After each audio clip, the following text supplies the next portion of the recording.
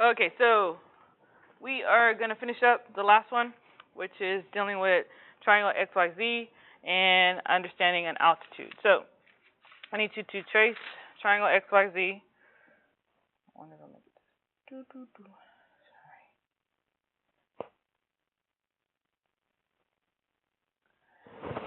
And we're going to create the altitude. The altitude is basically a perpendicular segment from one vertex to the opposite side. So I know we can go ahead and put there.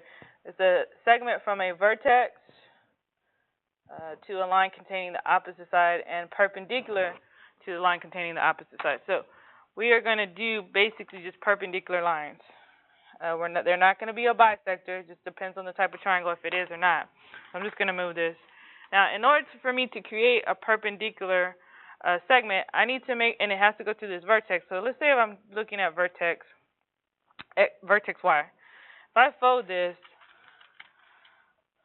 I want it to overlap. So that goes to the vertex. So I want it to be at the very corner right here. And then I want to make sure it's perpendicular. So on this first one, let me make sure it goes through the vertex though. Notice that when I open it up, okay, I just have a perpendicular segment. It's not going to go through a midpoint. It's just going to be a right angle line. And I'm going to do that for every vertex. So it goes from the vertex to the opposite side and it needs to be perpendicular, that line. So I'm going to do the same thing for X. It needs to go from X to perpendicular, so I'm going to make sure it goes through the vertex. I want to hit that corner right there, and then I want to make sure that my fold or my crease is perpendicular. I might need to fix this a little bit. Oh, sorry, make sure I'm in. There we go. And then I'm going to go ahead and also start drawing these since they're just perpendicular. So we're going from the vertex, and we're being perpendicular. There's my crease. So there is an altitude. Goes from one vertex, and it's perpendicular to its opposite side. And then here's our second one.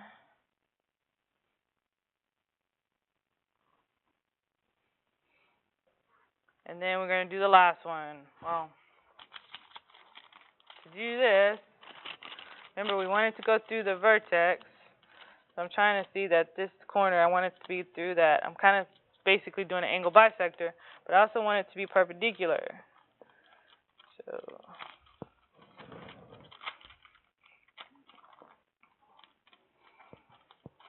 line up my sides, and I need to see where my side is. I got to look underneath. Sorry, guys.